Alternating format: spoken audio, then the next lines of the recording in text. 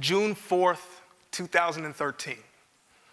It was graduation for me, and it was mixed emotions. On one side, I was elated to graduate from the #1 academic institution in the country. I was excited. On the other end, and we have some college graduates here, to graduate unemployed kind of hurts your gut a little bit. But it raised some questions. And I can remember one of my good friends giving me a book, and the book changed my perspective. The book was Never Eat Alone by Keith Ferrazzi. It talked about his journey, his professional journey, as he used networking and building relationships to not only grow professionally, but personally. So I thought to myself, if it could work for him, maybe I should try it. So the next 6 months I did, and the results were amazing. Instead of looking for jobs, instead of reaching out, jobs were coming to me.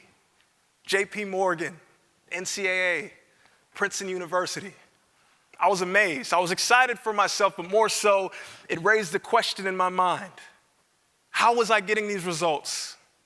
And number two, why aren't our academic institutions, why aren't our colleges and our high schools teaching young people this very important skill set? This inspired me. So I went back to my alma mater and I wanted to tell my friends. Profound Ivy was a program that was a passion project, but it grew to so much more. And over the course of 3 years, I wanted to teach these principles of networking to young people just like me, so that when graduation comes, they wouldn't experience that same feeling. Over the course of 3 years, results were great. Over 90% of the students that were in Profound Ivy landed their dream internship or their dream job at the end of the year. College undergraduates rather, they understand the principles of networking. But how can we take this ever so important detail and apply it to young people? I thought long and hard.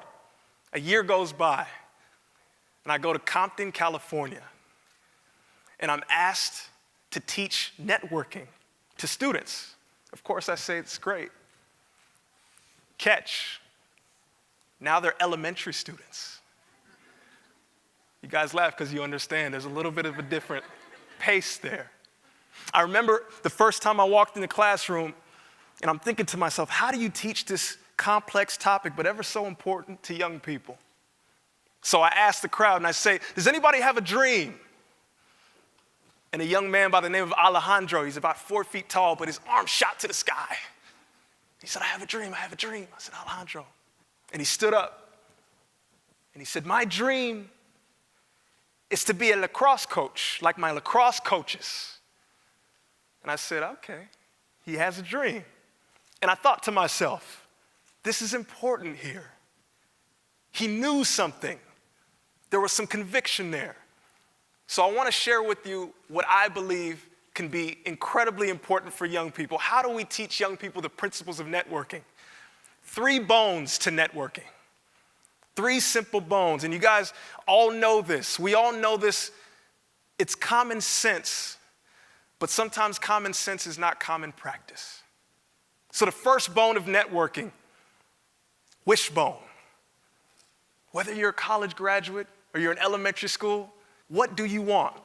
And who can help you attain that? Alejandro had it. He wanted to be a lacrosse coach. And he knew that he had to reach out to a lacrosse community to take that very next step. Bone number 2, jawbone.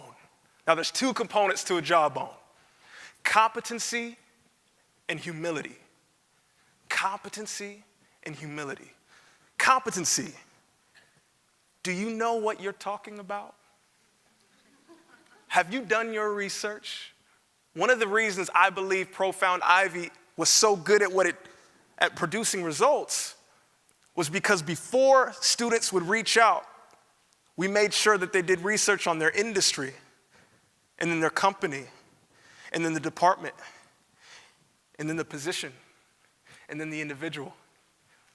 So before they began to network, they had so much extensive knowledge, but by the time they opened their mouths, people were intrigued to hear what they had to say. The other part of that jawbone, humility. You could know everything in the world, but if people don't like you,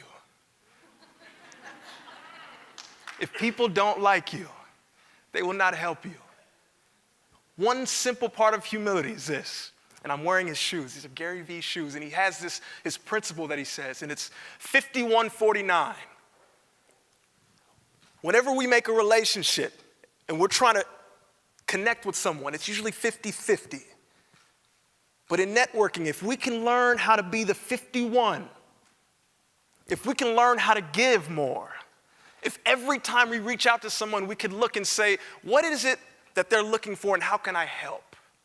It puts us in a position to succeed. And last but not least, my favorite, the last bone that we need to network is the backbone. Persist, persist, persist. The most common word in networking is the word no.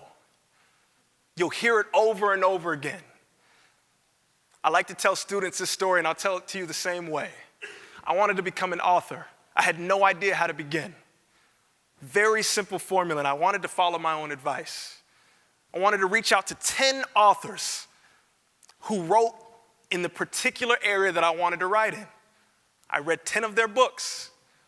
At the end of their book, I saw their email. I reached out to the 10 authors.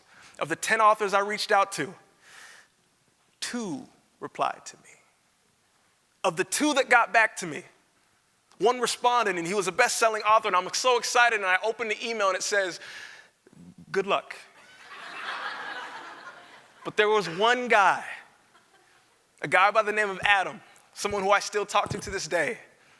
Adam called me. Adam spoke to me on the phone for 3 hours. Adam taught me how to market a book, how to publish a book, how to write chapter by chapter. And at the end of our call, Adam told me, call me when you finish chapter 1. Powerful. Powerful. Through networking.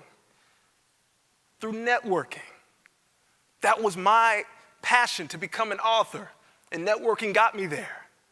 The reason why I believe these 3 bones to networking is so crucial in today's world is because young people have to understand this is a skill set.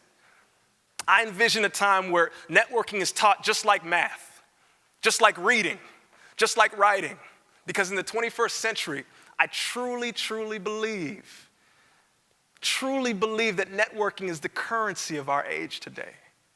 An individual who has the ability to make connections with one another, you'll always be in a place where you can progress, where you can go forward.